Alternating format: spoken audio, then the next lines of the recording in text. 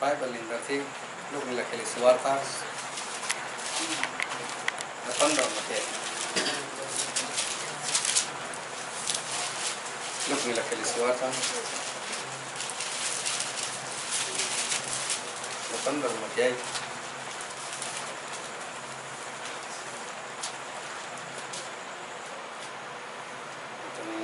11મી કલમથી લઈને 32મી કલમ સુધી. લુક 15 11 થી 32. તેઓ મારા નાનાને બાપને કહ્યું કે બાપા આ મિલકતનો મારો ઉછેર ભાગ આવે તે મને આપ. તેથી તેઓને પોતાની પૂંજી વહેંચી આપી. થોડા દાડા પછી નાનો દીકરો સગડું એકઠું કરીને દૂર દેશમાં ગયો અને ત્યાં બધા ફેરીમાં પોતાની સંપત્તિ ઉડાવી નાખી. તેણે બધું ખર્ચી નાખ્યા પછી તે દેશમાં ભારે દુકાળ પડ્યો. તેને તંગી પડવા લાગી. તેથી તે જઈને તે દેશના વતનીઓમાંના એકને ત્યાં રહ્યો. તેણે પોતાના ખેતરમાં ભૂંડો ચારવા સારું તેને મોકલ્યો. જે સિંગો ભૂંડો ખાતા હતા તે સિંગોથી પોતાનું પેટ ભરવાનું તેને મન થતું હતું. કોઈ તેને કશું આપવું નહીં.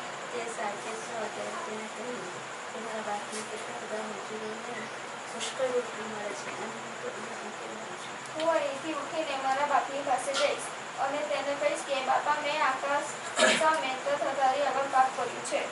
હવે હું તારો દીકરો કહેવાને યોગ્ય નથી રહ્યો.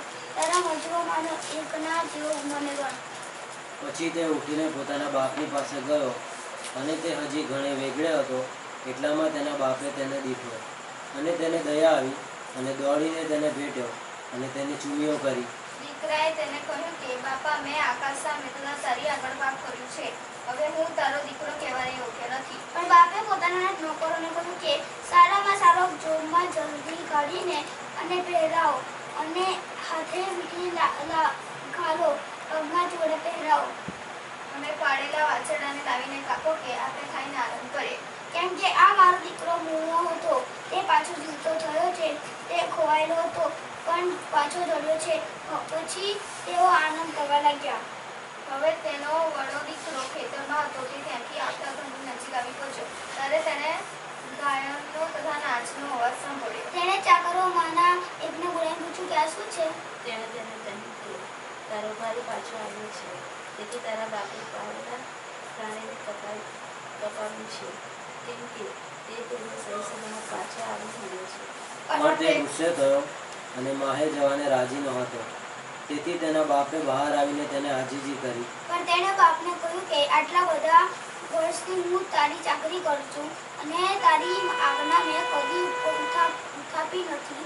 તો પણ મારા મિત્રોની સાથે ખુશાલી કરવા સારું એ મને રવાનું સરખું પણ કદી આપ્યું નથી. પણ આ તારો દીકરો કસબણોની સાથે તારી મિલકત ખાઈ ગયો. તે પાછો આવ્યો ત્યારે તે તેને સારું પાડેલા વાછરડાને કપાવ્યો છે. તેણે કહ્યું કે દીકરા તું નિત્ય મારી સાથે છે અને મારું સગું તારું જ છે. તારે ખુશી થવું તથા હરખાવું ઉચિત થવું.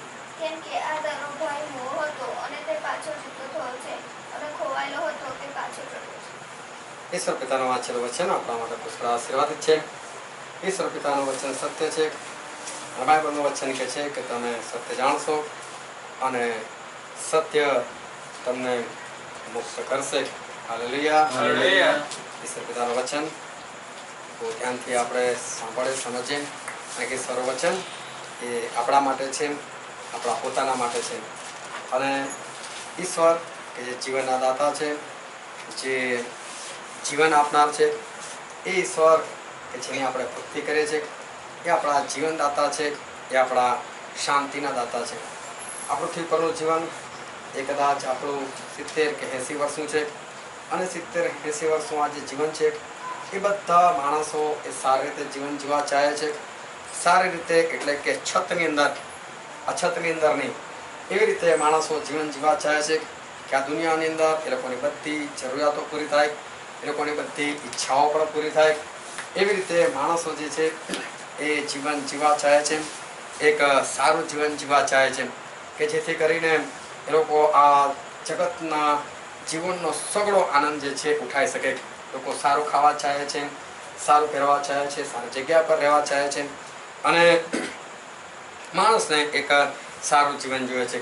અને આપણા પ્રભુ ઈસુ જે છે એ ખરેખર એ જીવન આપનાર છે, કારણ કે એમણે કીધું કે માર્ગ, સત્ય અને જીવન હું છું. પ્રભુ ઈસુ ખ્રિસ્ત જીવન છે. એમણે એવું કીધું છે કે ચોર ચોરી કરવા, મારી નાખવા અને નાશ કરવા સાહેબ જે કોઈ મતલબ આવતો નથી, પરંતુ તેઓને જીવન મળે અને તે પુષ્કળ મળે માટે હું આવેલો છું. અને માટે આપણા પ્રભુ ઈસુ આપણને પુષ્કળતાનું જીવન આપનાર એવા મહાન ઈશ્વર છે. એ કહે છે કે માર્ગ, સત્ય અને જીવન હું છું અને મારા આશ્રય વિના બાપની પાસે કોઈ આવી શકતો નથી. એ કહે છે કે જીવન હું છું અને મારા વગર એ જીવન જે છે એ મળી શકે એમ નથી. એ પ્રભુએ કીધું કે પુનરુત્થાન તથા જીવન હું છું. અને માટે આપણા પ્રભુ ઈસુ ખ્રિસ્ત એ વારંવાર આપણને કહે છે કે જીવન હું છું, જીવન હું છું, જીવન હું છું. અને જ્યારે મૂસાએ પ્રભુને પૂછ્યું કે તમારું નામ શું, ત્યારે પ્રભુએ શું કીધેલું કે મારું નામ એવું કહે છે કે હું છું. અને પ્રભુ ઈસુ એ જ વાત કરે છે કે જીવન હું છું. જીવનની અંદર બધી વસ્તુઓ આવી જાય. અને માટે પ્રભુ ઈસુ ખ્રિસ્ત એવું કહેવા માંગે છે કે જીવન હું છું.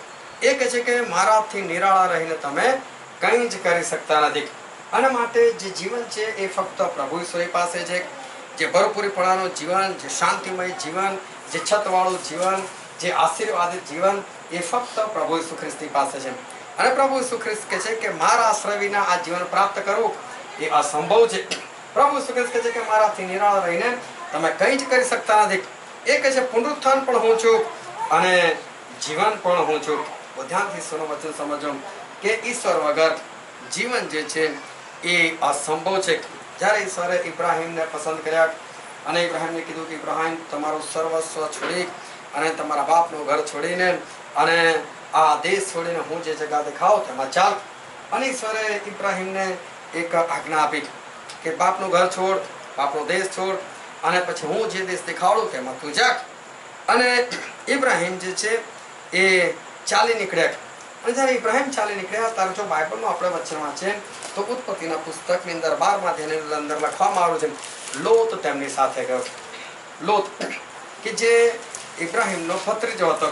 અને આ લોત જે છે એ પણ ઇબ્રાહિમની સાથે સાથે નીકળી પડ્યા કે ચલો હું પણ મારા કાકાની સાથે જઈશ. અને લોતની પાસે શું હતું એ આપણને ખબર નથી, પરંતુ લોત ઇબ્રાહિમની સાથે ગયા. એના કારણે લોતની ઉપર પુષ્કળ આશીર્વાદ ઉતર્યો. લોતની ઉપર પુષ્કળ આશીર્વાદ ઉતર્યો.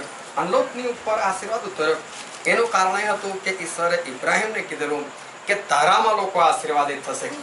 અને એટલે લોત જે છે એ આશીર્વાદિત થયા. એનું કારણ હતું કે ઇબ્રાહિમ, જો ઇબ્રાહિમ ના હોત તો લોત જે છે એ આશીર્વાદિત ના થાત. પરંતુ લોત જે છે પુષ્કળ આશીર્વાદિત થયા. એટલે સુધી આશીર્વાદિત થયા કે એ લોકો એકવાર કોઈક દેશની અંદર રહેતા હતા અને દેશની અંદર એ દેશ જે છે એટલો બધો ફળદ્રુપ હતો. ત્યાંની જમીન જે છે તે બધી ઉપજાઉ નથી. અને માટે ત્યાં જે ઘાસચારો મળવો જોઈએ એટલો બધો ઘાસચારો નહોતો. અને એ સમયે એ લોતના ગોવાળિયા અને ઇબ્રાહિમના જે ગોવાળિયા હતા એ બંને એ લોકો લડ્યા.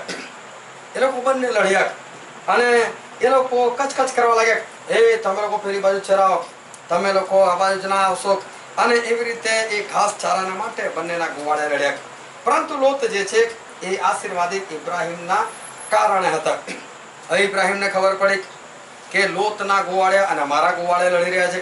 એટલે ઇબ્રાહિમે લોતને બોલાવ્યા. આ લોતને કીધું કે જો આ ઘેટા બકરાને લીધે આપણે લડી મરીએ સારું નથી. આપણા ગોવાળિયા લડ્યા અને કાલ ઉઠીને આપણા વચ્ચે મતભેદ થાય, મનભેદ થાય, આ બધું યોગ્ય નથી. અને ઇબ્રાહિમે લોતને શું કીધું કે જો તારી નજર સમક્ષ આખો દેશ છે, તું ચારે તરફ જો કે છે અને તને જે જગ્યા સારી લાગે, તને જે જગ્યા યોગ્ય લાગે એ જગ્યા પર તું જતો રહે. તારી સામે બધું ખુલ્લું મૂકું છું. ધ્યાનથી સર્વવચન સમજજો. અને લોતે ચારે બાજુ જોયું અને એની દ્રષ્ટિ ગઈ સદોમ અને ગોમોરા પર. અને સદોમ અને ગોમોરા એ તો જ્યારે નાશ થયો એની અગાઉ એ તો મિસર જેવો દેશ હતો, ફળદ્રુપ દેશ હતો. એ નાશ થયા અગાઉ દેવની એદનવાળી જેવો દેશ હતો, બિલકુલ ફળદ્રુપ. અને ત્યાં સર્વ પ્રકારનો ઘાસચારો મળીને પુષ્કળ આશીર્વાદ જેને કહી શકાય એવા પ્રકારનો દેશ હતો. એનો નાશ થયા અગાઉ અને લોતની નજરે બાજુ પડી અને લોત તૈયાર થઈ કે ચલો હું તો પેલી બાજુ જાઉં છું. અને લોત જે છે એ પેલી બાજુ નીકળી ગઈ. બહુ ધ્યાનથી સમજો, લોત આશીર્વાદિત ઇબ્રાહિમના કારણે થયેલા હતા. જો ઇબ્રાહિમ સાથે છે તો લોત આશીર્વાદિત છે. જો ઇબ્રાહિમ સાથે લોત નથી તો લોત આશીર્વાદિત નહીં રહી શકે. લોત લોતને ખબર હોવી જોઈએ કે હું આશીર્વાદિત શાના કારણે થયો છું. લોતના મગજની અંદર એ વાત હોવી જોઈએ કે મારા ઘેટા બકરા વધ્યા તો કોના લીધે વધ્યા. હું જ્યારે ઇબ્રાહીમની સાથે નીકળ્યો ત્યારે મારી સાથે શું હતું? આજે કંઈ મને મળ્યું છે ઇબ્રાહીમના લીધે મળેલું છે, ઇબ્રાહીમના દેવના કારણે મળેલું છે. જો ઇબ્રાહીમ ના હોત તો ધ્યાનથી સમજો, ઇબ્રાહીમ ના હોત તો લોત કદી પણ ભૂલથી પણ આશીર્વાદિત નહોતા થવાના. પરંતુ લોતની ઉપર આશીર્વાદ જેવું તર્યો એ ઇબ્રાહીમના કારણે હતો. અને લોતે ઇબ્રાહીમને એવું કહેવાનું હતું કે ઇબ્રાહીમ, જો મારા ગોવાળે તારા ગોવાળે લડે છે ને તો બે વચ્ચે આપણે ન્યાય કરી દઈએ. બાકી જુદા પડવાની વાત ઇબ્રાહીમ તારે નથી કરવાની. તું કહેતો હોય તો મારા બધા ઘેટા બકરા પાછા તને આપી દઉં, બધા ઘેટા બકરા તારા જા. આમે મને તારી સાથે ખાવા પીવાનું મળે છે, બસ મારે બીજું કશું નથી જોઈતું, બધું તારું. પણ હું તારાથી અલગ થવું ને એ વાત તો નહીં બની શકે. લોતને ખરેખર એ કહેવા જેવું હતું. પણ જેવું લોતને કીધું એટલે લોતને તો કેવું, હવે તું ઘેટા બકરા વાળો છું, હવે મને ઇબ્રાહીમની શી જરૂર, હવે તું પોતે બધું કરી શકું છું. અને લોક તો ચારે બાજુ જોવા લાગે. અને જેવું સદોમ અને ગોમોરા જોયું એટલે લોક તો ખુશ થઈ ગયા. ચલો આપણે ભાગી જઈએ પેલી બાજુ. સરસ દેશ છે, ધનવાડી જેવો છે, આ તો મિસર દેશ જેવો છે, ફળદ્રુપ છે, ચલો ભાગી જાઓ. અને લોક બીજી સેકન્ડે પોતાનું રાજ રચેલું લઈને એ ત્યાંથી પેલી બાજુ જતા તો જતા રહ્યા. પરંતુ ત્યાં આગળ 4 રાજાઓ આવ્યા.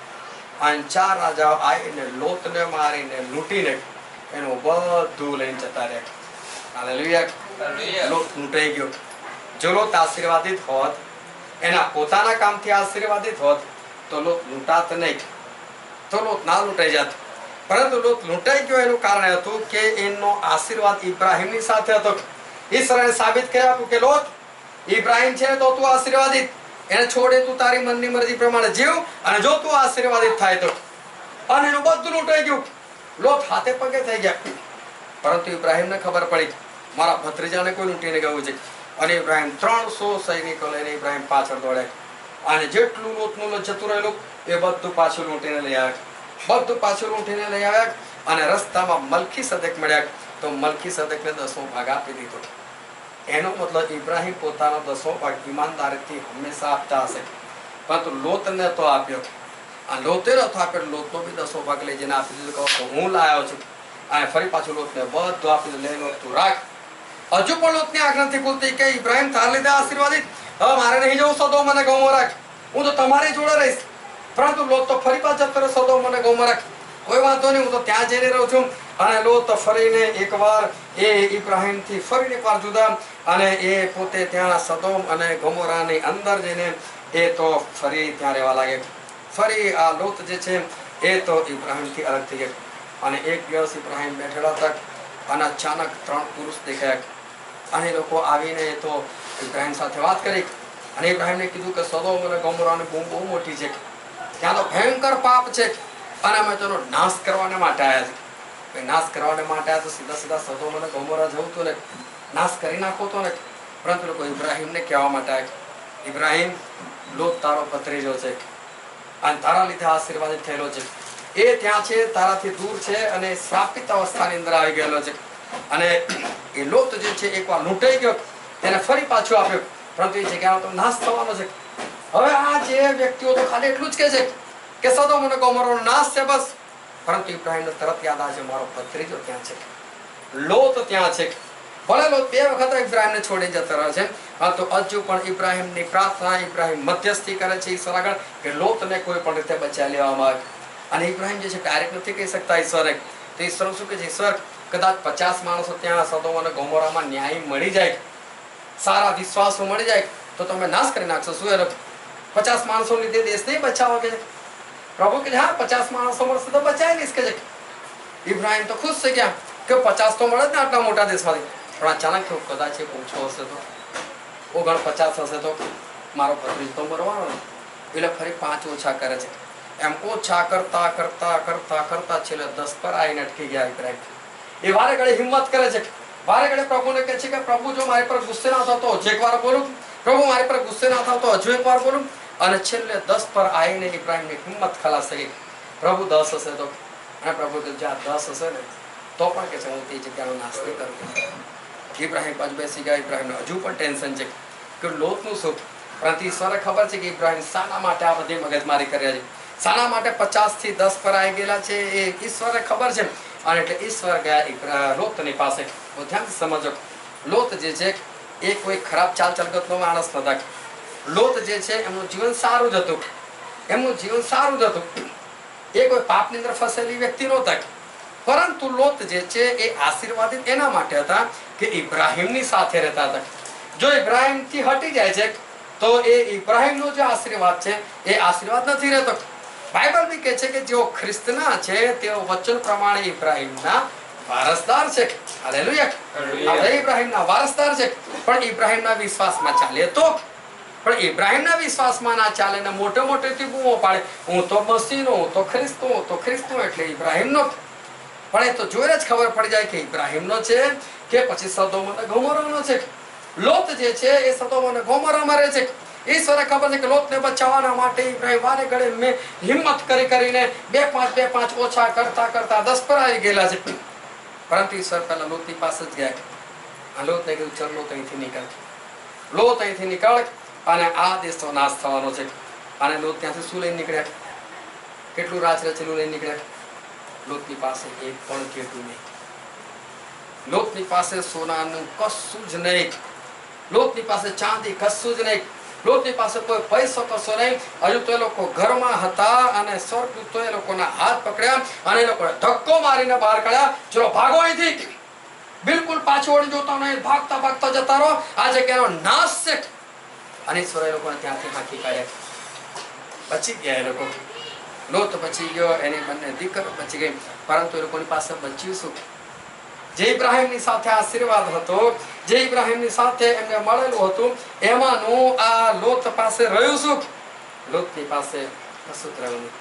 લોતનું જીવન ખરાબ નહોતું, પરંતુ એક જ ભૂલ, ઇબ્રાહીમથી જુદા થઈ ગયા. ઇબ્રાહીમથી જુદા થઈ ગયા. ઇબ્રાહીમ સાથે નીકળેલા તો ઇબ્રાહીમની સાથે રહેવાનું હતું. આશીર્વાદ લોતને ત્યારે હતો કે એ ઇબ્રાહીમ સાથે રહેતો, નહીં તો એ આશીર્વાદ જે છે એ રહે એવું નતું. પ્રભુ શું કહે છે?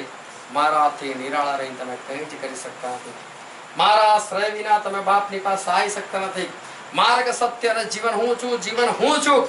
હું જે પ્રમાણે કહું છું એ પ્રમાણે તમે જીવશો તો તમે આશીર્વાદ. જો હું તમને કહું છું કે ઇબ્રાહીમની સાથે રહો અને ઇબ્રાહીમના વિશ્વાસમાં ચાલો, અને ઇબ્રાહીમની સાથે નથી રહેતા, તો બા તમે ઇબ્રાહીમની પાસેથી ગમે તેટલું લઈને નીકળો ને, ઇબ્રાહીમની પાસેથી ગમે એટલું આશીર્વાદ પ્રાપ્ત કરી નીકળો ને, પરંતુ ઇબ્રાહીમ સાથે નથી ને, વાત ખલાસ થઈ ગઈ. શ્રાપિત અવસ્થા જે છે એ શ્રાપિત અવસ્થા શરૂ થઈ જશે. લોતને ઇબ્રાહીમ પાસે આવવું પડ્યું. લોતને ઇબ્રાહીમ પાસે આવવું પડ્યું અને લોતનું સર્વસ્વ જતું રહ્યું. પરંતુ ઇબ્રાહીમે ફરીને એકવાર એ રાજાઓનો નાશ કરીને એ લોતને ફરી પાછો આવ્યો. એ વખતે લોતની આંખો ખુલી જવી જોઈતી હતી. લોતની અંદર નમ્રતા આવી જવી જોઈતી હતી અને કેવું હતું કે ના ઇબ્રાહીમ, હું તો તમારી સાથે જ રહીશ. ધ્યાનથી સમજો કે માણસ પાસે ગમે તેટલા પૈસા હોય, એની પાસે ગમે એટલી મોટી ડિગ્રી હોય, એની પાસે ગમે તેટલી ચાલાકી હોય, એની પાસે ગમે એટલી તાકાત હોય, એની પાસે ગમે તેટલી બુદ્ધિ હોય, એની પાસે બધું જ હોય, પણ એક વાત ચોક્કસ છે, પ્રભુ વિના કોઈ કંઈ જ નથી કરી શકે. પ્રભુ વિના કોઈની તાકાત નથી કે સફળતા પ્રાપ્ત કરી શકે, અને પ્રભુ વિના કોઈ પણ માણસ છે એ જીવન પ્રાપ્ત કરી શકે. આ વસ્તુ ભૂલથી પણ બનવાની નથી. આ વસ્તુ ભૂલથી પણ બનવાની નથી. આ જે લોત છે એ આશીર્વાદિત ત્યારે જ છે કે જ્યારે ઇબ્રાહીમ સાથે હોય, પરંતુ ઇબ્રાહીમની સાથે લોત નથી, તો લોતની ઉપર આશીર્વાદ નહીં પરંતુ શ્રાપ આવી ગયા. અને લોત જેટલું પ્રાપ્ત કરેલું એમાંનું કશું પણ એની પાસે રહ્યું નહીં, અને એવી જ કંગાલ અવસ્થાની અંદર આ લોત જે છે એ મૃત્યુ પામે. જ્યારે દાનિયેલનું પુસ્તક આપણે વાંચીએ તો ત્યાં નબુખાદનેસ્સાર નામના એક રાજા હતા. એ રાજાની વાત એ ત્યાં કરવામાં આવેલી છે. એ સમયે દાનિયેલની ગણતરી ત્યાં મોટા જ્ઞાની પુરુષોમાં થતી હતી. અને આ જે નબુખાદનેસ્સાર રાજા છે એમને એક સપના આવ્યું, અને સપનાની અંદર જગતનો જે અંત છે એ બધું અંદર દેખાડવામાં આવ્યું. અને બધા જાદુ મંતર કરનારાઓને ભેગા કર્યા, અને એ લોકોએ મેલી વિદ્યા કરનારાઓને ભેગા કર્યા, અને એવા બધા જૂઠા જ્ઞાનીઓને ભેગા કર્યા, અને પૂછ્યું કે મારું સપનું જે છે એનો અર્થ બતાવો. પરંતુ એક પણ વ્યક્તિ એવો નહોતો કે જે નબુખાદનેસ્સાર રાજાને અર્થ બતાવી શકે.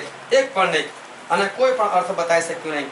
અને એ સમયે દાનિયેલે નબુખાદનેસ્સાર રાજાને વાત કરી કે રાજા, મને ખાલી એક તક આપો, બસ મને ખાલી એક તક આપો, હું ખાલી પ્રાર્થના કરું છું અને મારો દેવ જે છે એ તમારું સપનું અને તમારા સપનાનો અર્થ જે છે એ બંને મને બતાવી દેશે.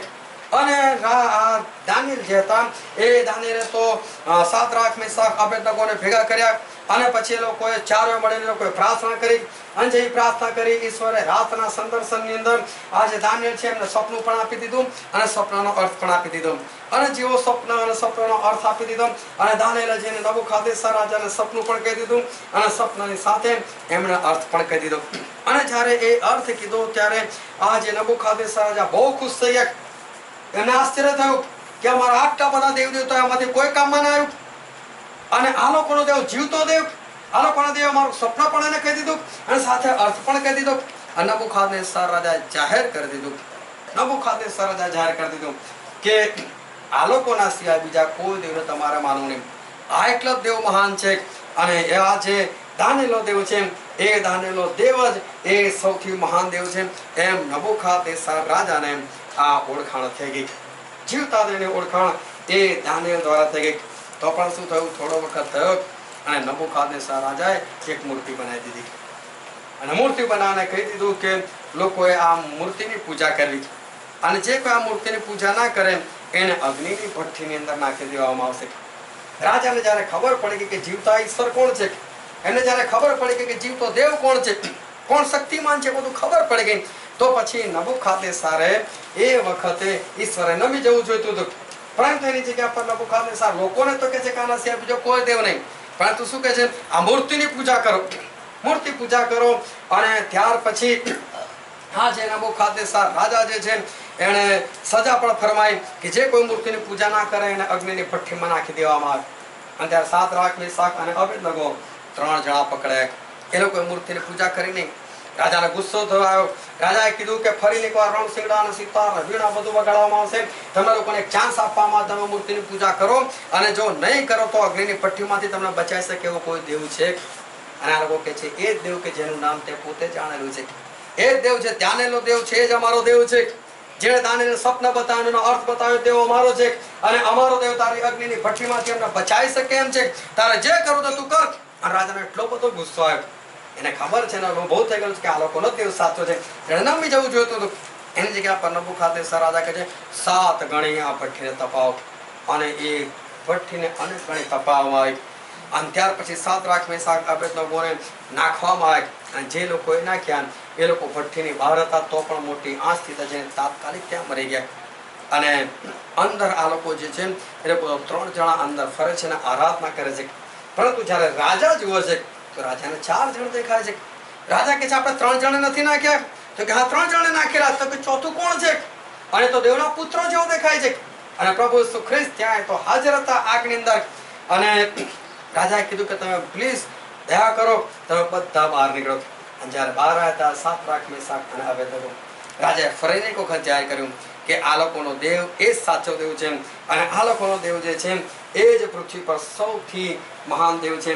એમ આ રાજાને નબુખાદેસર રાજાને ફરી એક વખત ઈશ્વરની ઓળખ થઈ. બહુ ધ્યાનથી ઈશ્વર વચન સમજો. ફરી વખત નબુખાદેસર રાજાને આ દેવની ઓળખ થઈ અને એના પછી આ નબુખાદેસર રાજા છે એ ફરીને એકવાર સપના આવ્યું. ફરી એકવાર સપના આવ્યું. એ સ્વપ્ન જે છે એ સ્વપ્ન ભયંકર હતું અને સ્વપ્નનો અર્થ જે છે એ સ્વપ્નનો અર્થ પણ ભયંકર હતો. અને બાઇબલની અંદર આપણે વાંચીએ દાનિયેલ પ્રબોધકનું પુસ્તક અને તેનો 4થો અધ્યાય અને તેની 24 અને 25મી કલમ. હે રાજા, ખુલાસો તો આ પ્રમાણે છે. મારા સ્વામી રાજાને માથે જે આવ્યું છે તે તો પરતમાં દેવનો હુકમ છે, એટલે કે આપને માણસોમાંથી હાંકી કરવામાં આવશે ને આપનો વાસ વંચર પશુઓ સાથે થશે. રાજાને કહેવામાં આવ્યું માણસોમાંથી તને હાંકી કાઢવામાં આવશે. વંચર પ્રાણીઓ એટલે કે જંગલની અંદર રખડનારા જે પ્રાણીઓ છે એની સાથે તારો વાસો થશે. આગળ ને બળદની પેઠે આપને ઘાસ ખવડાવવામાં આવશે. બાઇબલનું વચન કહે છે કે બળદની પેઠે ઘાસ ખવડાવવામાં આવશે. એનો મતલબ લોકો તને ઘાસ ખવડાવશે એક રાજાને. આગળ ને આપ આકાશના ઝાકળથી પલળશો. બાઇબલનું વચન કે છે આકાશના ઝાકળથી પલળશો.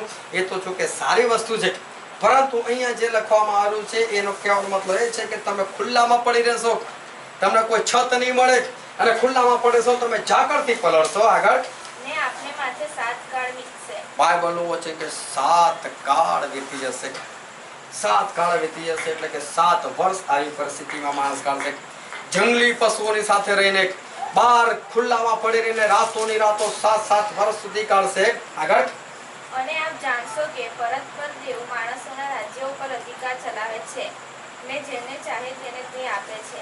ત્યાં સુધી એ પ્રમાણે આપને માથે વીતશે. બાઇબલનું વચન જ્યાં સુધી તું ફરી પસ્તાવો નહીં કરે, જ્યાં સુધી તું ફરી કબૂલ નહીં કરે કે જે દેવને તે 2 વખત તે ઓળખ્યા છે, જે દેવે મને તારું સ્વપ્નના અર્થ બતાવી દીધા, જે દેવે મારા 3 મિત્રોને અગ્નિની ભઠ્ઠીમાંથી બચાવી લીધા અને રાજા તને 2 વખત ઓળખ કરાય કે આના સિવાય બીજો કોઈ ઈશ્વર નથી, એ ઈશ્વર આગળ તું નહીં નમે ત્યાં સુધી આ પરિસ્થિતિમાંથી તું પણ બહાર નહીં નીકળે.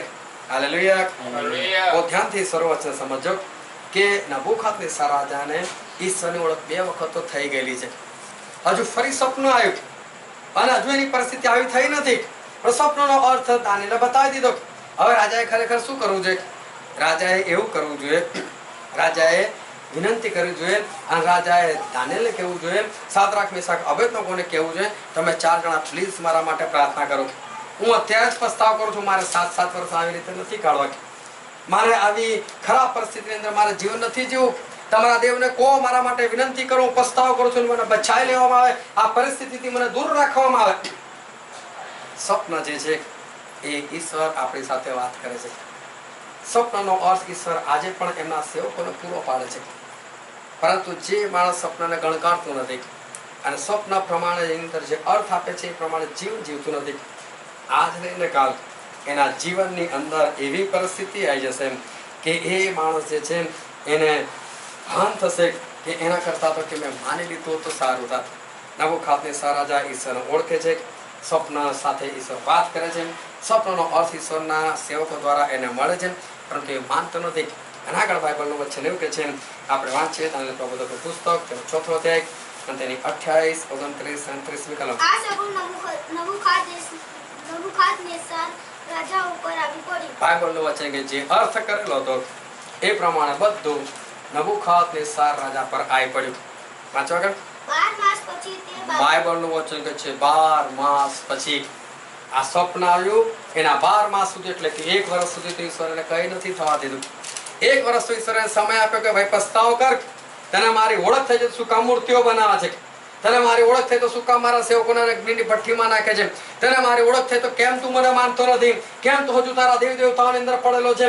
અને ઈશ્વરે હજુ પણ એને 12 મહિના આપે છે, કારણ કે આજુબાજુ દાનિયેલ છે, સાદ્રાક મેશાક અબેદનગો છે, ઈશ્વરે કોનો ઉપયોગ કર્યો છે 12 મહિના દરમિયાન. પરંતુ આ જે નબૂખદનેસર રાજા એ ઘમંડની અંદર એ બિલકુલ માનવા તૈયાર નથી. આગળ. તે બાબિલોન રાજમહેલની અગાશી પર ફરતો હતો. બાઇબલનું વચન કહે છે કે આ નબૂખદનેસર રાજા અગાશી પર ફરતો હતો. ત્યારે તે બોલ્યો કે આ મહાન બાબિલ જે મેં રાજગૃહો થવા સારું બાંધ્યું છે. બાઇબલનો કે મહાન બાબિલ ઘમંડથી બોલે છે, આ તો મેં બાંધ્યું છે. કે નબૂખદનેસર રાજા એવું કહે છે, આ તો મેં બાંધ્યું છે. જ્યારે સ્વપ્નનો અર્થ કીધો ત્યારે દાનિયેલે એવું કીધેલું કે મારા દેવે તને અધિકારી બનાવેલો છે, મારા દેવે તને અધિકારી બનાવેલો છે.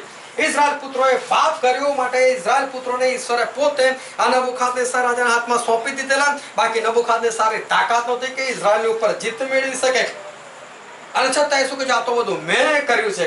હજુ આગળ વાંચો. આગળ. તે શું મારા મોટા પરાક્રમથી તથા મારા મહાત્મ્યનો પ્રતાપ ધરાવવા માટે નથી? એ કહે છે કે આ બધું મેં મારાથી નથી પ્રાપ્ત કર્યું, મારા પરાક્રમથી નથી કર્યું, મારા મહાત્મ્ય પ્રમાણે મેં બધું નથી કર્યું. આગળ. આ શબ્દો રાજાના મુખમાં જ હતા. બાઇબલનું વચન કે છે આ શબ્દો તો હજુ એના મુખમાં જ હતા. એટલામાં આકાશમાંથી એવી વાણી તેને કાને પડી કે હે નબૂખદનેસર રાજા, એ વચન તને કહેવામાં આવે છે, રાજ્ય તારી પાસેથી ગયું છે. બાઇબલનું વચન કે છે અચાનક એક ભવિષ્યવાણી, એક આકાશવાણી એ સ્વર્ગમાંથી થઈ અને એને કહી દીધું કે આ બધું તારી પાસેથી જતું રહે છે. વાંચો આગળ. તને મનુષ્યોમાંથી હાંકી કાઢવામાં આવશે ને તારો વાસ વંચક પશુઓ સાથે થશે. તને બળદની પેઠે ઘાસ ખવડાવવામાં આવશે ને તારે માથે 7 કાળ વીતશે. અને તું જાણશે કે પરસ્પર દેવે મનુષ્યના રાજ્ય પર અધિકાર ચલાવે છે ને જેને ચાહે તેને તે આપે છે. ત્યાં સુધી તને એ પ્રમાણે વીતશે. ફરી એકવાર ઈશ્વરે કીધું, હજુ બી ભવિષ્ય વચન કે હવે નબૂકદનેસર રાજા તને આવું થશે. હજુ બી નબૂકદનેસર રાજા જો પસ્તાવ કરે તો બચી જાય એવી પરિસ્થિતિ છે, પરંતુ પસ્તાવ કર્યો નહીં. હજુ પણ એના ઘમંડની અંદર વાંચો આગળ. તે જ ઘડીએ એ વાત નબૂકદનેસરની બાબતમાં પરિભૂત થઈ. બાઇબલનું વચન કહે છે એ સમયે એના જીવનની અંદર આ બાબત પરિપૂર્ણ થઈ. આગળ. તેને મનુષ્યમાંથી હાંકી કાઢવામાં આવ્યો. તેણે બળદની પેટે ઘાસ ખાધું અને તેનું શરીર આકાશના સાગરથી પલળ્યું એટલે સુધી કે તેના વાળ સુધીને ગરુડના પીછા જેવા ને તેના નખ પક્ષીના પંજા જેવા થઈ ગયા. કેટલો વિચિત્ર દેખાતો થઈ ગયો છે કે રાજા એક પશુ જેવો, એક પ્રાણી જેવો થઈ ગયો. એના વાળ વધીને પીછા જેવા થઈ ગયા. એના હાથ જે છે એ પેલા જંગલી પશુ હોય એના પંજા જેવા થઈ ગયા.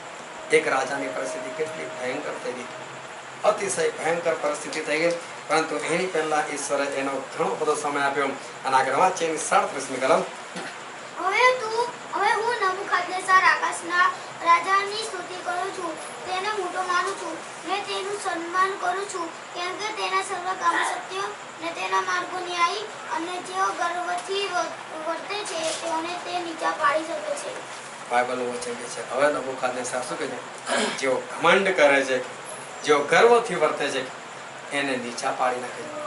તો પહેલેથી માની લીધું હોત તો, આટલી બધી ચરબી ના કરી હોત તો, એ સીધો માની લીધું હોત તો, પરંતુ નબૂકદનેસર રાજા જે છે એ માનતો નથી. લોતની પાસે સમય હતો, લોત પસ્તાવ કરી શકતો હતો, લોત ઇબ્રાહીમની સાથે રહી શકતો હતો, પરંતુ લોતને પણ ચરબી હતી અને ઇબ્રાહીમથી દૂર ચાલ્યો ગયો અને સદોમ અને ગોમોરા ફળદ્રુપ દેશમાં ચાલી ગયો. અરે તમારું ગમે એટલું સોનું હોય, તમારી ચાંદી હોય, તમારા પૈસા હોય, તમારી બુદ્ધિ હોય, તમારી ચાલાકી હોય, તમે ગમે તેવી યોજના કરી શકતા હોય, તમે ગમે તેવું કપટ કરી શકતા હોય, પણ બહુ ધ્યાનથી સમજી લો કે પ્રભુ ઈસુ નથી તો માણસની પાસે જીવન નથી. નબૂકદનેસર પાસે શું નહોતું? સારા માણસો જ્ઞાનીઓની ચારે તરફ હતા, મોટું રાજ્ય એની પાસે હતું, પણ મળ્યું શું એને? એની ભયંકર પરિસ્થિતિ 7 વર્ષ સુધી. અને ત્યાર પછી એને કબૂલ કરવું પડ્યું કે હા આ જ દેવ, અને જો અમે ઘમંડ કરીએ તો આ ઈશ્વર અમને ભયંકર શિક્ષા કરી શકે. એવા મહાન ઈશ્વર તો એના કરતા ચરબી કર્યા આગળ પહેલેથી માની લીધું હતું. પરંતુ માણસ જાત જે છે એ જ્યારે એવી સારી પરિસ્થિતિમાં જીવતા હોય ત્યારે એ લોકોને યાદ નથી રહેતું કે અમે કયા પ્રકારનું જીવન જીવે છે ને કેમનું જીવન જીવે છે, ઈશ્વરમાં જીવે છે કે ઈશ્વરની બહાર જીવે છે. અને જ્યારે ખબર પડે છે, જ્યારે ફરી પાછા પ્રભુમાં આવે છે, કાં તો નથી પણ આવતા, પરંતુ એના કરતા પહેલેથી માણસ જે છે એ નમી જાય તો સારું. એટલે જૂના કરારમાં ઈશ્વરે કીધું હતું કે ચરબી ના ખાશો. એ પ્રભુનું કહેવાનો મતલબ એ જ હતો, પેલી ચરબી નહીં પણ તમારા જીવનની અંદર ચરબી ના આવવા દેતા, કારણ કે મારી સામે કોઈની બી ચરબી નહીં ચાલે. એ પ્રભુ શું કહેવા માંગતા હતા કે ચરબી જે છે એ તમે લોકો ના ખાશો, એ તો મારા એકલાના માટે છે, કારણ કે હું એકલો દેવ છું. પ્રભુ શું બોલી શકે છે? મારા સિવાય બીજો કોઈ નથી. એવું પ્રભુ શું બોલી શકે છે? હું પરાકાશમાં નીચે પૃથ્વી પર હું જ છું, જે થનાર છે કહી દેખાડું છું, જે થયેલું છે એની મેં અગાઉથી ખબર આપેલી છે, એવો હું એકલો જ છું. અને માટે પ્રભુ ચરબીથી કહી શકે હા હું છું. પણ માણસ જાત એટલે પ્રભુ ના પાડે ચરબી બનાવજો, બાકીનું તમારે જે ખાવું તો ખાજો. Hallelujah, hallelujah. સીયા બધા હાલેલુયા. હાલેલુયા. ધ્યાનથી ઈશ્વર વચન સમજો કે ઈશ્વર માણસ ઘમંડ કરે ને એ ઈશ્વરને બિલકુલ પસંદ નથી. ઈશ્વરે સાઉલ રાજાનો અભિષેક કર્યો અને સાઉલને ઈશ્વરે રાજા બનાવ્યો. રાજા બનાવ્યો, સુંદર મહેલ મળી ગયો. રાજા બન્યો એને સુંદર લશ્કર મળી ગયું, રાજાનું મોટું પદ મળી ગયું. અને આ સાઉલ રાજા જે છે એને જ્યારે ઈશ્વરે કીધું કે હવે તારું પદ છોડી દે અને દાઉદને આપી દે, અને ત્યારે આ શાઉલ જે છે પદ છોડવા તૈયાર હતી. અને શાઉલે 38 વર્ષ સુધી સમુએલને મારવાના માટે, દાઉદને મારવાના માટે ખર્ચી નાખ્યા. એ વારે ઘડે એ દાઉદની પાછળ ભાગે છે. એને દાઉદને 3 વખત ભાલો મારી નાખવાનો પ્રયત્ન કર્યો. એ બધી વખતે દાઉદ ક્યાંથી ખસી જાય છે, એની અંદર દુષ્ટાત્મા આવી જાય છે. અને દુષ્ટાત્માથી હેરાન થાય છે, પરેશાન થાય છે. અને ઈશ્વર દાઉદને મોકલી જાય અને છોડાય, જ્યારે મુક્તિ અપાવ. અને દાઉદ આઈને ત્યાં આરાધના કરે છે અને એની અંદર રહેલો દુષ્ટાત્મા ભાગી જાય છે અને એને સારું લાગે છે. તો પણ ફરી પાછો આ શાઉલ જે છે એ દાઉદની જ વિરુદ્ધમાં થાય છે. એ વારે ઘડીને ભાલા મારે છે, પરંતુ દાઉદ જે છે બચીને ત્યાંથી ભાગી જાય છે. એકવાર એને મારવા માટે એના ઘરે માણસ મોકલ્યા અને એની પત્ની જે હતી એને બારીમાંથી એને ઉતારીને ભગાડી મૂક્યો કે દાઉદ તું ભાગ અહીંથી.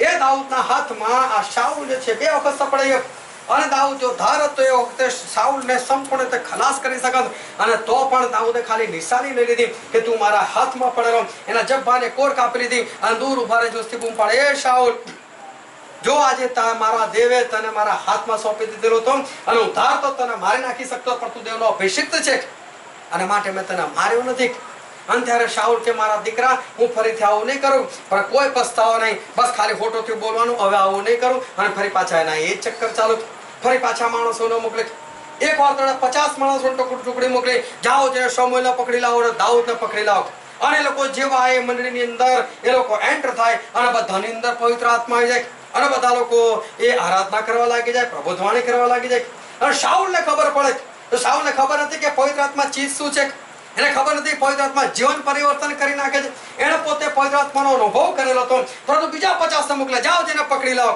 બીજા 50 માં પ્રબોધવાણી કરે છે ફરી ત્રીજા 50 ને મોકલે જાઓ તમે પકડી લાવો એ લોકો પણ પ્રબોધવાણી કરે છે છેલ્લે શાઉલ પોતે જાય છે અને પોતે પણ પવિત્ર આત્માથી ભરીને પ્રબોધવાણી કરે છે આખી રાત ઇઝરાયલનો રાજા એ પ્રજાની સામે નગ્ન અવસ્થાની અંદર પડી રહ્યો અને લોકોએ કીધું આ શાઉલ આ હો પ્રબોધક નાગો પ્રબોધક અને છતાં એની ચરબી જે છે ઉતરી નહીં એની ચરબી ઉતરી નહીં અને ઈશ્વરથી દૂર અને ઈશ્વરથી દૂર જ રહ્યો એણે દાઉદને મારી નાખવાના ઘણા બધા પ્રયત્નો કર્યા અને આખરા બાઇબલ વચ્ચે એવું કે છે શમૂએલનું પહેલું પુસ્તક અને તેનો 28મો અધ્યાય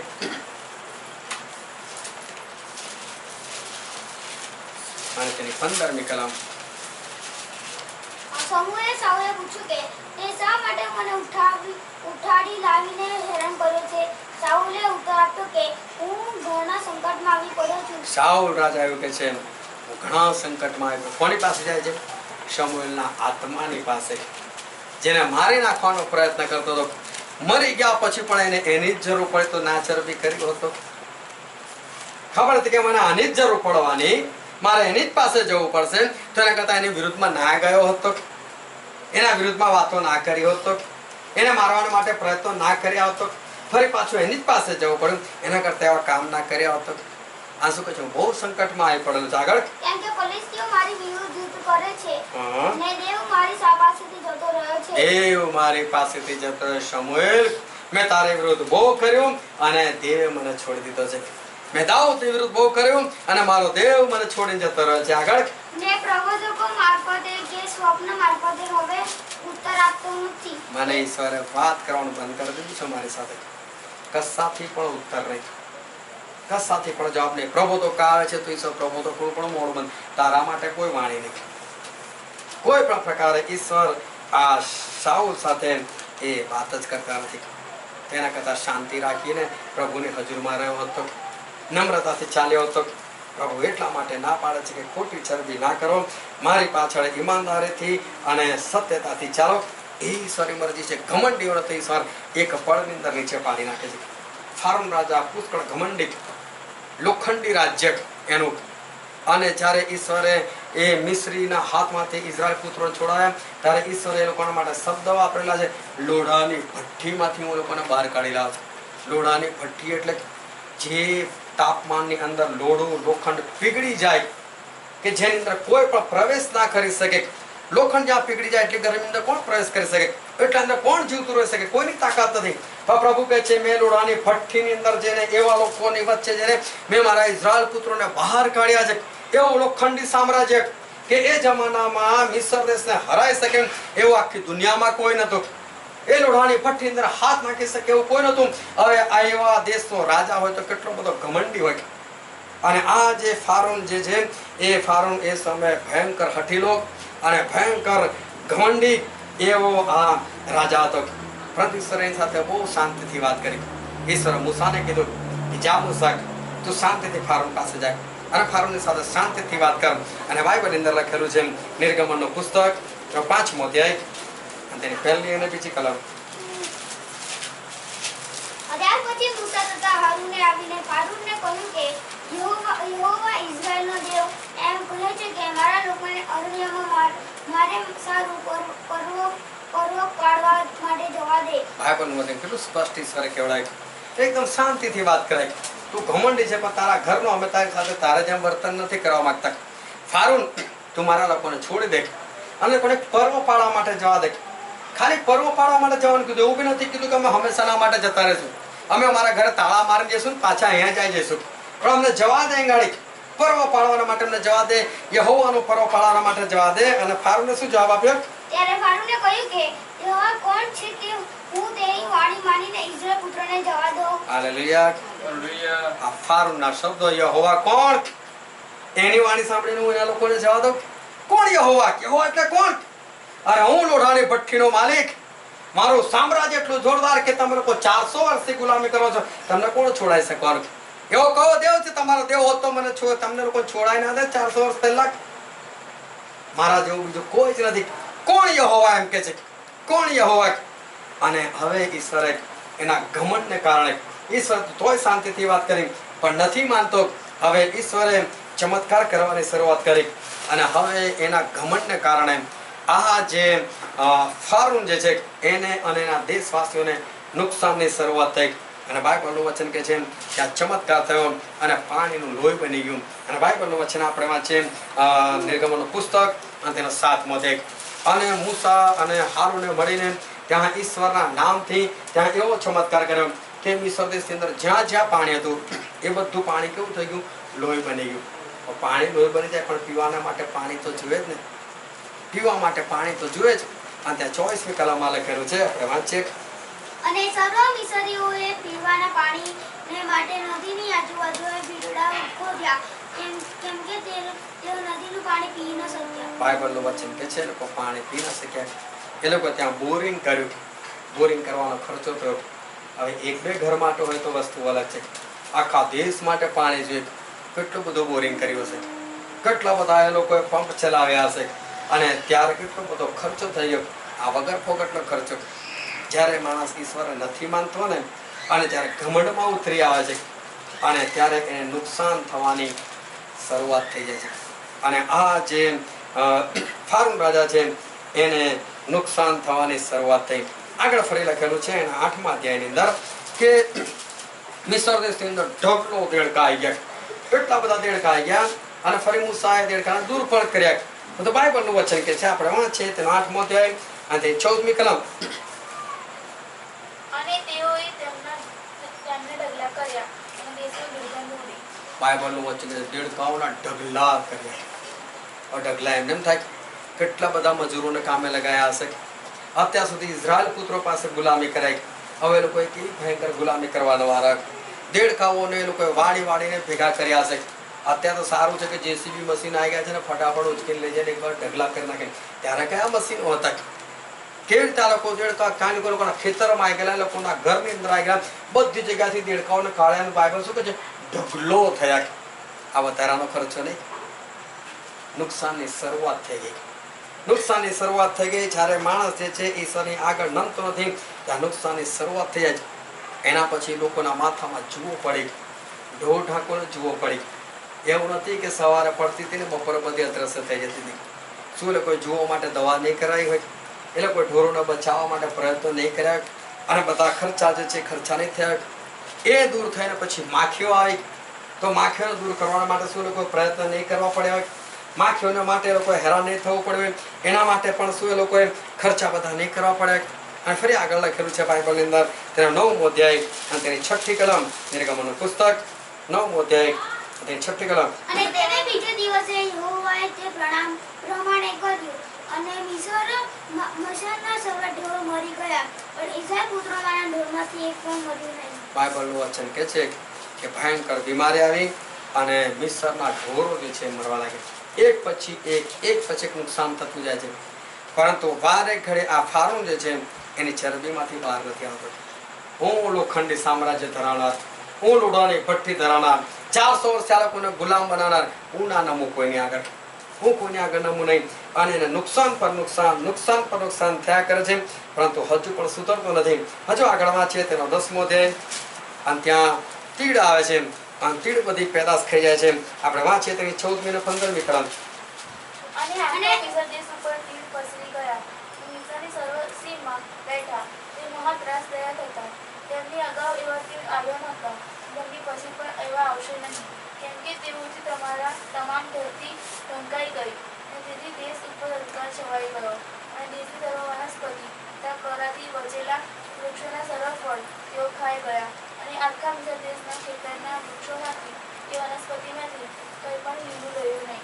બાઇબલનું વચન કહે છે બધું જ થઈ ગયા. વિચાર કરો કેટલું ભયંકર નુકસાન પર નુકસાન થઈ રહ્યું છે. હજુ બી આની ચરબી ઘટતી નથી. નુકસાન પર નુકસાન, નુકસાન પર નુકસાન, ભયંકર નુકસાન. એના પછી આખા મિસ્ર દેશની અંદર અંધકાર છવાઈ ગયો. અંધકાર છવાઈ ગયો એટલે કેવો? બાઇબલની અંદર લખેલું છે, આપણે વાંચીએ નિર્ગમનનું પુસ્તક અને 10મો અધ્યાય અને 23મી કલમ. તેઓ એકબીજાને દેખી શકતા નહીં, અને 3 દિવસ સુધી કોઈ પોતાની જગ્યાએથી ઉઠ્યું નહીં. બાઇબલનું વચન કે છે એટલો બધો ભયંકર અંધકાર. લોકો જ્યાં બેઠેલા ત્યાંથી 3 દિવસ સુધી ઉઠ્યા જ નહીં. 3 દિવસ સુધી ઉઠ્યા નહીં. 3 દિવસ સુધી માણસ કામકાજ ના કરે કેટલા લાખો કરોડનું નુકસાન થઈ જાય છે. આ લોકો 3 દિવસ સુધી સહેજ પણ કામકાજ ના કરી શક્યા. એક સ્થળેથી એ લોકો ઉઠી શક્યા નહીં. ના નાવા ધોવાનું, ના કામ કરવાનું, કશું જ એ લોકો કરી શક્યા નહીં. નુકસાન પર નુકસાન, નુકસાન પર નુકસાન. પરંતુ ફારૂન રાજા જે છે એ હજુ પણ એ માનતો નથી. આખરે એક ભયંકર વિપત્તિ એ લોકોની પર આવી પડી. આ લખેલું છે 12મો અધ્યાય અને તેની 29, 30 અને 31મી કલમ. અને મધ્ય રાત્રે એમ થયું કે તેઓએ રાજ્ય અને બિરાજમાનો ફારૂનના પ્રથમ જનિત માંડીને તુરંગવાસી એકેદીના પ્રથમ જનિત સુધી મિસર દેશમાંના સર્વ પ્રથમ જનિતોને મારી નાખ્યા, અને પશુના સર્વ પ્રથમ જન્મેલાને પણ મારી નાખ્યા. અને રાત્રે ફારૂન તથા તેના સર્વ સેવકો તથા સર્વ મિસરીઓ ઉઠ્યા, અને મિસરમાં ભારે વિલાપ થયો, કેમ કે એક પણ ઘર ન હતું કે જ્યાં એક મારે ગયો ન હોય. બાઇબલનું વચન કહે છે એ મિસ્રના એક ઘરની અંદર રાજાથી લઈને છેક ચપરાસી સુધીના જેટલા બી હતા એટલા બધાના ઘરમાં એક પણ એવું ઘર નહોતું કે જેમાં કમસે કમ એક વ્યક્તિ ના મરી ગયો હતો. આખા બધી જાય કોણ કોણ દિલાસો આપવા જાય. દરેકના ઘરમાં કોઈક ને કોઈક મરી ગયેલું હતું. કોઈ ઘરમાં બની શકે એકથી વધારે મરણ, પરંતુ કમસે કમ એક મરણ તો દરેકના ઘરમાં થયેલું અને થયેલું જ હતું. કેવી ભયંકર પરિસ્થિતિ. અને જ્યારે આવું થયું ત્યારે ફારૂન રાજા શું કહે છે આગળ? અને તેણે મૂસાને તથા હારૂનને રાતે તેડાવીને કહ્યું કે તમે તથા ઇઝરાયેલ પુત્ર બંને ઉઠો અને મારા લોક મધ્યથી નીકળી જાઓ. બાઇબલનું વચન કહે છે ફારૂન રાજાએ અડધી રાત્રે બોલાયા, મૂસાને બોલાયા, હારૂનને, જાઓ ભાઈ મહેરબાની કરો અહીંથી જતા રહો. હવે છે આટલું બધું નુકસાન થયું પછી માને ને કદાચ પહેલેથી માની લીધું હતું, પહેલેથી કહી દીધું જાઓ. પ્રભુ પહેલે કેટલું શાંતિથી પૂછાડાયું, બસ અમારે પર્વ પાડવા માટે જવું છે, આવી જશું ભાઈ, તારી ગુલામી કરી દઈશું, એકવાર તો અમને જવા દે અહીંથી બહાર. પરંતુ એ લોકો ના માન્યા, ઘમંડની અંદર રહ્યા, અને આખરે નુકસાન નુકસાન નુકસાન. અને છેલ્લે એવી ભયંકર પરિસ્થિતિ આવી ગઈ કે અડધી રાત્રે બોલાય કે જાઓ તમે. જો ભવિષ્યમાં બી કહેવાનો વારો આવવાનો જ હતો, તેને કદાચ પહેલેથી નમી ગયા હતો. પહેલેથી નમ્રતાથી ફારૂન રાજાએ કહી દીધું કે હા જાઓ તમે તમારા દેવની સેવા કરો, તમે ગણે બહુ ગુલામી કરી, જાઓ તમને કશું જોઈતું તો હું તમને મદદ કરું, પણ તમે લોકો જાઓ. એથી કોરેશ રાજાને સપના આવ્યું કે ઇઝરાયલ લોકોનું મંદિર તૂટી ગયું છે, જા તું એ લોકોને મદદ કર. એ સવારે ઉઠીને કહ્યું જાઓ તમે લોકો ઇઝરાયલના દેવનું મંદિર બાંધો કે, અને જો કોઈ મદદની જરૂર તો મને કહું તમને આપીશ. નમ્રતા. અને ત્યારે એક વિધર્મી રાજાની શું કે છે, કોરેશ તો મારો સેવક છે. હાલેલુયા. પરંતુ ફારૂન રાજા જે છે એ પોતાની ચરબીની અંદર રહ્યો, અને આખરેની પરિસ્થિતિ ખરાબ થઈ, અને છેલ્લે એને ઈશ્વર પાસે તો જવું જ પડ્યું. એને માનવું જ પડ્યું કે હા તમે જ એકલા દેવ છો. નબુખાદનેસર રાજા ગમે તેટલો મોટો પણ એને કબૂલ કરવું જ પડ્યું કે ના, આના સિવાય તો બીજો કોઈ દેવ છે જ નહીં. જો આપણે ઈશ્વર પાસે જવાનું જ છે ને કબૂલ જ કરવાનું છે, તો શું કામ આપણે પહેલેથી જ ના કરીએ? શું કામ આપણે એવી ગફલતની અંદર રહે ને આપણા ઘમંડની અંદર રહે? એને પહેલેથી જ એ માની લેવું જોઈએ. હું ધ્યાનથી સમજો, ઈશ્વરનું નહીં માનવું એનો બીજો અર્થ થાય છે કે શેતાનનું માનવું. કારણ કે ઈશ્વર જે હા પાડે છે એ શેતાન ના પાડે છે, અને શેતાન જે હા પાડે છે ઈશ્વર ના પાડે છે. અને માટે ઈશ્વરનું કહેલું નહીં કરવું એનો અર્થ સીધો અર્થ એ થાય છે કે ઈશ્વરનું કહેલું નહીં કરવું મતલબ શેતાનનું કહેલું કરું. ઈશ્વર કહે છે કે જાગ તો શેતાન કહે છે કે ના. અને માણસ જો નથી જતો એનો મતલબ એવું નથી કે ઈશ્વરનું કહેલું ના કર્યું, એને શેતાનનું કહેલું કર્યું એવો એનો મતલબ થાય છે. અને માટે ઈશ્વરનું નહીં માનવું એનો મતલબ કે શેતાનનું માનવું. અને આપણા ઈશ્વર એવા છે કે તમે માનો કે ના માનો, એ કદી પણ શ્રાપ નથી આપતા. બહુ ધ્યાનથી સમજો. ઈશ્વર તરફથી કોઈ પણ માણસની ઉપર કદી પણ શ્રાપ જે છે એ શ્રાપ નથી આવવાનો. અને શેતાનનું તમે માનો ને તો પણ એના તરફથી આશીર્વાદ નથી આવવાનો. ઈશ્વર નહીં માનો તો પણ ઈશ્વર શ્રાપ નહીં આપે. અને શેતાનની ગમે તેટલી આજ્ઞાકારી કરશો ને તો પણ શેતાન તરફથી કોઈ આશીર્વાદ જે છે એ આશીર્વાદ તમારી પર નહીં આવે. અને બાઇબલનું વચન કે છે યોહાનની લખેલી સુવાર્તા 3 અધ્યાય અને તેની 16મી કલમ. કેમ કે દેવે જગત પર એટલી પ્રીતિ કરી કે તેણે પોતાનો એકાકી જન્મ દીકરો આપ્યો. એ સારું કે જે કોઈ તેના પર વિશ્વાસ કરે તેનો નાશ ના થાય પણ તે અનંત જીવન પામે. બાઇબલ કે છે દેવે જગત પર એટલો બધો પ્રેમ કર્યો. ઈશ્વરે પ્રેમ કર્યો. પ્રેમ કર્યો. પ્રેમનો મતલબ છે કે સંપૂર્ણ પ્રેમ. બસ મારે બધાનું ભલું જ કરવું છે. કોઈ પણ રીતે બીજાનું ભલું કરવું એ પ્રેમનો અર્થ થાય છે. તે કોઈ પણ રીતે મારે બીજાનું ભલું જ કરવું. પણ ઈશ્વર શું પાછળ પાછળ ફર્યા કરે? ફારૂક રાજાની પાછળ પાછળ કરે કે ભાઈ તારું ભલું કરવા ચાહું છું, ભાઈ તારું ભલું કરવા ચાહું. પણ પેલો માનતો જ ના હોય તો પ્રભુ પાછળ પાછળ ફર્યા કરે. નબૂકદનેસ્સર રાજા માનતો જ ના હોય તો શેની પાછળ પાછળ ફરે? લોટ કદાચ સમજતો ના હોય, ઇબ્રાહિમ સાથે રહેવા જ ના તૈયાર હોય, ઇબ્રાહિમનું કહેલું કરવા ના તૈયાર હોય, તો શું ઈશ્વર એની પાછળ પાછળ ફર્યા કરે કે લોટ તું ઇબ્રાહિમ સાથે રહે, લોટ તું ઇબ્રાહિમ સાથે રહે? છેલ્લે હાથે પગે થઈ જાય. પણ ઈશ્વર કોઈની પાછળ જે છે એ હાથ જોડે જોડે કંઈ ફરતા નથી. એમના તરફથી શ્રાપ કદી નહીં આવે. અને શેતાન તરફથી આશીર્વાદ જે છે એ કદી પણ નહીં આવે. શેતાનનું કહેલું કરો તો શેતાન તો પણ એ માણસનું ખરાબ ખરાબ અને ખરાબ જ કરે. ફારૂક રાજા જે છે ઈશ્વર નહોતો માનતો ને શેતાનનું કહેલું કરતો હતો. તો શું ફારૂકનું કશું સારું કર્યું શેતાને? એ તો નાશ જ પામ્યો. શાઉલ રાજા જે હતો એ ઈશ્વરનું કહેલું નહોતો માનતો તો શું શેતાને એનું કશું સારું કર્યું? એ તો શેતાનનું કહેલું કરતો હતો પરંતુ એનું પણ ક્યાં સારું થયું? નબૂકદનેસ્સર રાજા ઈશ્વરનું ના માન્યું એનો મતલબ કે શેતાનનું માન્યું. તો શું નબૂકદનેસ્સર રાજાનું કંઈક સારું કર્યું એ શેતાને? શેતાન જે છે એ કદી કોઈનું સારું જે છે એ કરી શકતો નથી. ભલે એને માનતો હોય, શેતાનની પૂજા કરતો હોય તો પણ. બહુ ધ્યાનથી સમજો કે આવી પરિસ્થિતિ જે નબૂકદનેસ્સર રાજાની તે બહુ ધ્યાનથી સમજો. જે શાઉલ રાજાની થઈ, જે ફારૂકની થઈ, અને એ લોકોને એકવાર ઈશ્વર આગળ નમવું પડ્યું અને કબૂલ કરવું પડ્યું કે હા એક જ દેવ. ભલે કદાચ સારી રીતે કોઈ કબૂલ કર્યું કે પછી એ લોકો પોતાની ચરબીમાં છેલ્લે ખોટી રીતે મૃત્યુ પણ પામ્યા. પરંતુ દરેક માણસના જીવનની અંદર આ નબૂકદનેસ્સર વાળી પરિસ્થિતિ કે પછી ફારૂક રાજા જેવી પરિસ્થિતિ કે શાઉલ જેવી પરિસ્થિતિ એ ચોક્કસ દરેક માણસના જીવનની અંદર એક ને એક વાર તો આવે આવે આવે અને આવે જ છે. અને એ સમયે માણસ પાસે ફક્ત 2 ઓપ્શન. કાં તો ઈશ્વરને આગળ નમ્રતાથી નમી જાય અને જીવન પ્રાપ્ત કરે, કાં તો હજુ બી અક્કડ ગરદન રાખે અને આ જીવનની અંદર પણ શ્રાપિત થાય અને આવનાર જીવનમાં નર્ક એનું પાક્કું થઈ જાય. શાંતિથી ઈશ્વર વચન સમજો કે જ્યારે હું કોલેજ કરતો હતો અને ત્યારે મારા પોતાની જાત કે હું પોતે પણ એવું ધારતો હતો હું ઘણું બધું કરી શકું એમ છું. બસ હું ખાલી કોલેજ કરેલું બસ એટલી વાર છે. બસ મારો બીકોમ થઈ જાય એટલી વાર છે. હું એકાઉન્ટમાં બહુ પાવરફુલ છું, હું આમ કરી નાખીશ તેમ કરી નાખીશ. અને મને એવું હતું કે બસ મને ગવર્મેન્ટ જોબ મળી જશે, હું સારી ગવર્મેન્ટ જોબ કરીશ. અને એટલે ગવર્મેન્ટ જોબ માટે મેં બહુ ફાંફા માર્યા. બેંકની અંદર ગયો અને બેંકના ઇન્ટરવ્યૂ આપ્યા અને LICની અંદર ને ગવર્મેન્ટ ઘણી બધી કંપની અંદર ઇન્ટરવ્યૂ આપ્યા કે કદાચ મારું ઠેકાણું પડી જાય. અને એ વખતે જે કોઈ SC ST કસામાં BCમાં ના આવતા એના માટે 25 વર્ષની ઉંમર હતી કે 25 વર્ષ સુધી એ વ્યક્તિ જે છે ગવર્મેન્ટ જોબ મેળવી શકે. અને એટલે મેં નક્કી કરેલું કે 25 વર્ષ થવા આવે ત્યાં સુધી એ ગવર્મેન્ટ જોબની તલાશ કરી અને જો ના થાય તો છેલ્લે ગવર્મેન્ટ જોબ માટે ફોજની અંદર ઘૂસી જવું, બસ આર્મીની અંદર ઘૂસી જવું. અને ત્યાં ઘૂસવા આસાન હતું અને તે પરિસ્થિતિ સારી હતી અને ત્યાં તો મળી જ જવાનું હતું, એમાં કોઈ શંકા સ્થાન નહોતું. અને મેં જોયું કે મારા 24 વર્ષ પૂરા થઈ ગયા, 25મું લાગી ગયું અને 25મું પૂરું થાય એની પહેલાં મારે કોઈ પણ સંજોગોમાં ગવર્મેન્ટ જોબ મેળવવાની હતી. અને માટે છેલ્લા થોડા મહિના બાકી રહ્યા એટલે મેં મારા ફ્રેન્ડનો સંપર્ક સાધ્યો કે જે ફોજની અંદર હતો.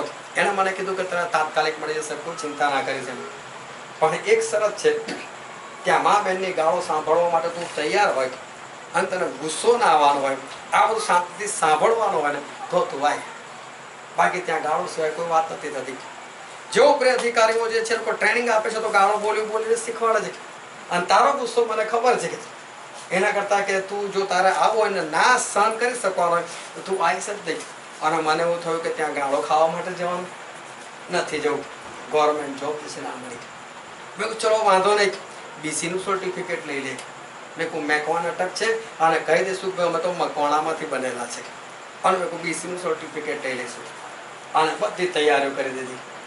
પરંતુ બધી તૈયારી કરે એ સમય પેપર અંદર ખબર આવી કે ઘણા બધા લોકો એવા જૂઠા સર્ટિફિકેટ વાળા પકડાયા અને એ લોકોને ગવર્મેન્ટ જોબમાંથી કાઢી મૂક્યા. અને એ સમયે ઘણાની ઉંમર 40ની આસપાસ હતી. ના ઘરના રહેલા ના ઘાટના રહેલા. અને મને બી થયું કે મારું આવું થાય તો મેં છોડો આ બી નથી કર્યું. એ બી ના થયું.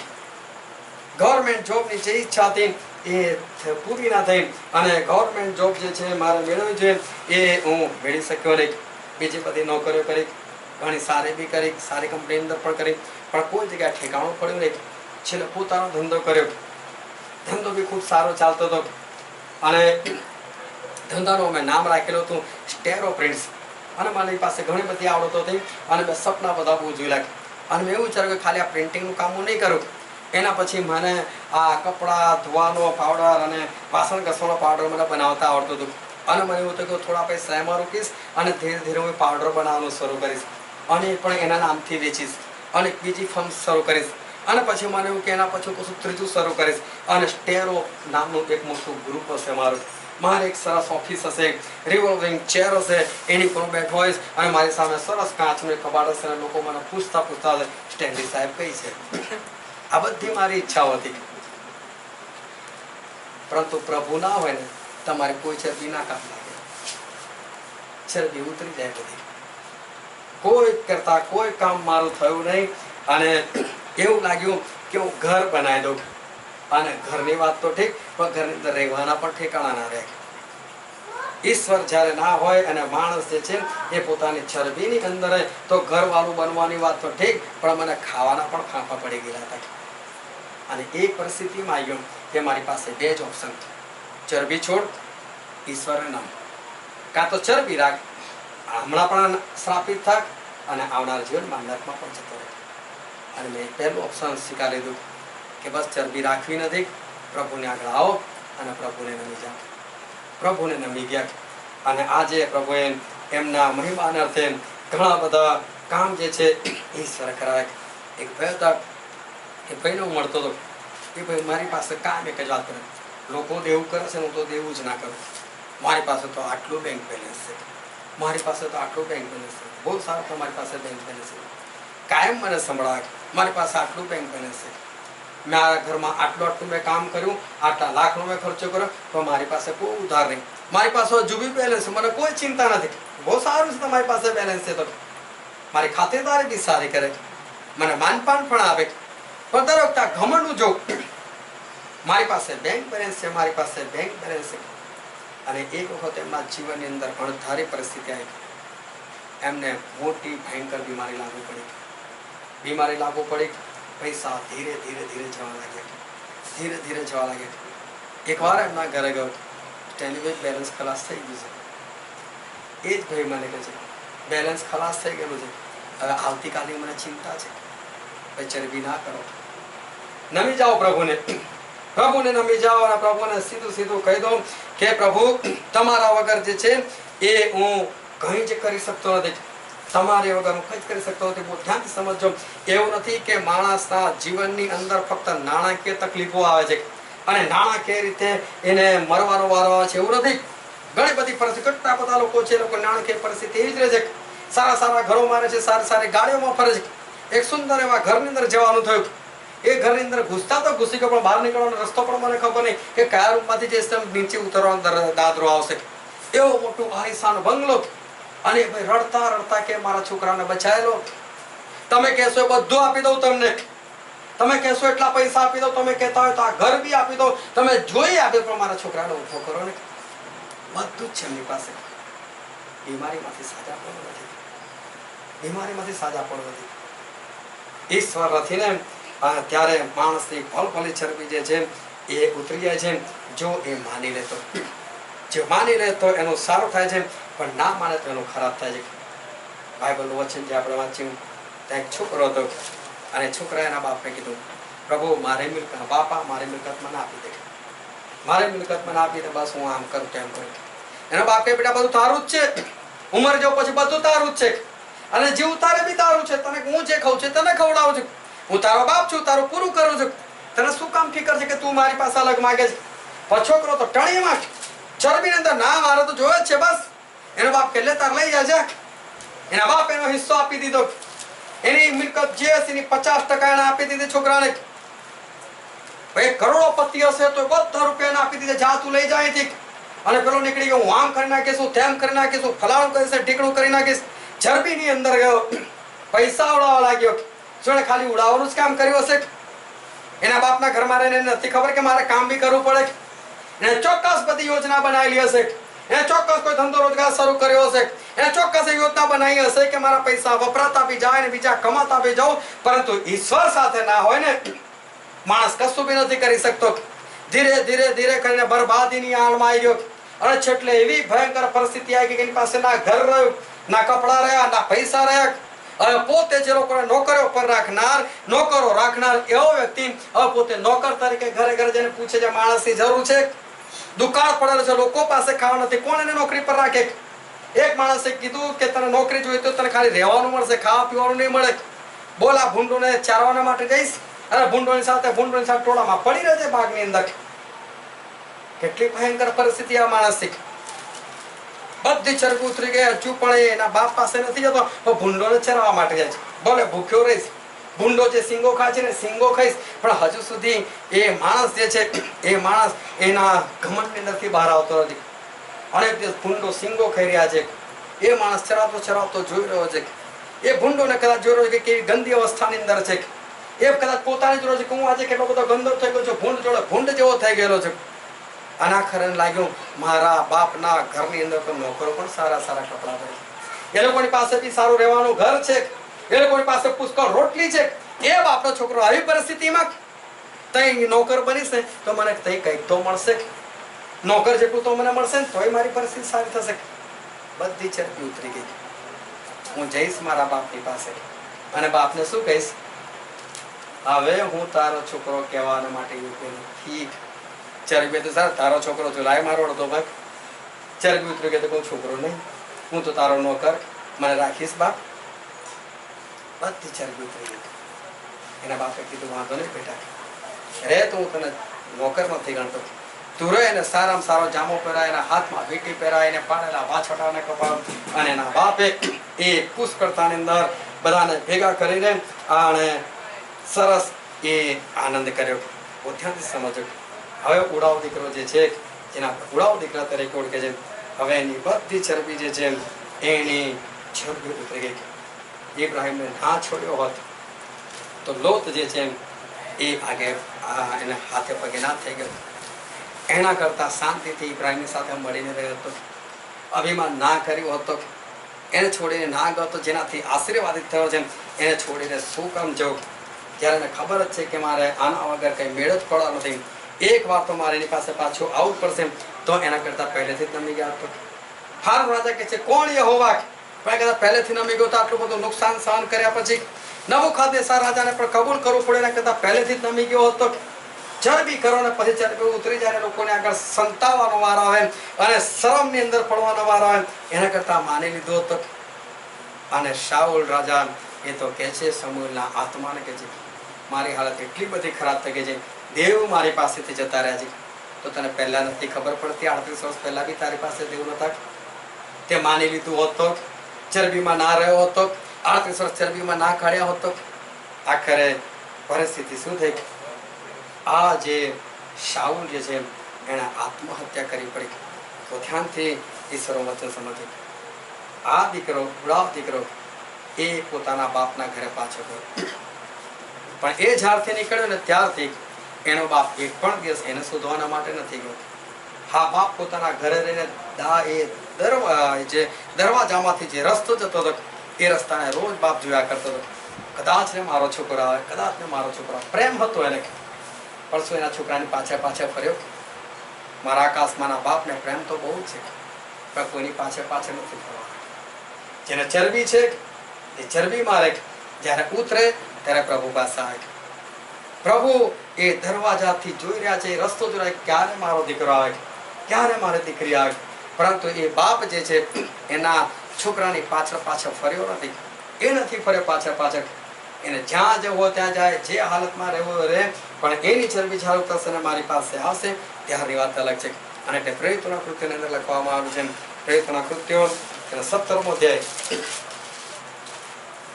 25મી કલમ. તેને માણસોના હાથોની સેવા જોતી નથી, કેમ કે તેને કશાની ગરજ નથી. બાઇબલ બહુ સ્પષ્ટ કહે છે કે ઈશ્વરને કોઈની સેવા જોઈતી નથી અને કોઈની ગરજ નથી. પસ્તાવો થાય, ચરબી ઉતરી જાય તો પ્રભુ ઈસુ પાસે માણસે જ જવું પડે છે. બાકી ચરબી મારે તો શાઉલની જેમ આત્મહત્યા કરવાનો વારો આવે, નબૂખદનેસ્સરની જેમ 7 વર્ષ જે પશુઓની સાથે રહેવાનો વારો આવે, ફારૂન રાજાની જેમ સમુદ્રની અંદર મરી જવાનો વારો આવે, અકાળ મૃત્યુ કે આસા રાજાની જેમ સડીને મરવાનો વારો આવે, દુર્ગંધ મારતી અવસ્થાની અંદર એ મરવાનો વારો આવે.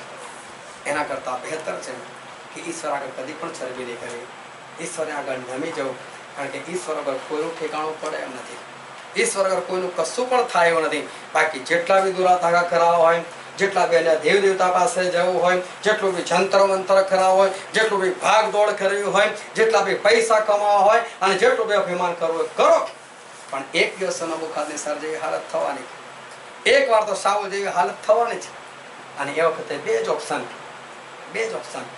એના કરતાં પહેલા ઓપ્શનને પહેલેથી જ ના સ્વીકારી લે, પહેલેથી ઈશ્વરને ના માને, શું કામ અભિમાન કરે, પહેલેથી જ ઈશ્વરની પાછળ ચાલે, ઈશ્વરના માર્ગમાં ચાલે અને આકાશના રાજ્યના વારસદાર થઈને હવે આપણે આંખોને બંધ કરીને આપણા મસ્તકો એ ચિંતા દેવની કચેરીમાં કે જે રાજાઓના રાજા અને જે પ્રભુના પ્રભુ છે, જે આપણને પુષ્કળ પ્રેમ કરે છે. વાલાઓ, આજ રહે તો કાલ દરેક માણસના જીવનમાં એવી પરિસ્થિતિ આવે છે કે એણે એક નિર્ણય લેવો પડે છે, અભિમાન છોડીને પ્રભુને આગળ નમી જવું, સ્વર્ગ રાજ્યના વારસદાર થવું, કાં તો પછી હંમેશા માટે નરકમાં જવું. વાલાઓ, સમય છે કે બુઢાઓ દીકરાને જે થયું એવું આપણે ના કરીએ, શાઉલ રાજાના જેવું આપણે ના કરીએ, ફિરૌન રાજા જેવું આપણે ના કરીએ, પરંતુ આકાશ રાજ્યના આપણે વારસદાર બનીએ. એના માટે જે બુઢાઓ દીકરાએ પસ્તાવો કર્યો, જે એવી આપણી અંદર એવી વાતો છે કે જે ઈશ્વરને નથી પસંદ, વાલો અત્યારે એને દૂર કરી દઈએ. જેમ ફારૂન રાજાને છેલ્લે નમવું પડ્યું, તો વાલો આપણે પહેલેથી જ નમી જઈએ. એવું કંઈ પણ ઘમંડ હોય આજે પ્રભુની આગળ આપણે જઈએ અને ઈશ્વરને કહીએ કે ઈશ્વર મારો ઘમંડ દૂર કરો, અને ઈશ્વર ચોક્કસ આપણે સહાય કરશે, મદદ કરશે અને ઈશ્વર આપણને બચાવી લેશે. આ વચન સમજવા માટે, ગ્રહણ કરવા માટે, નમ્રતા ધારણ કરવાના માટે, ઘમંડ છોડવાના માટે પ્રભુ ઈસુ ખ્રિસ્તની કૃપા આપણા દરેક પર થાય. Thank you.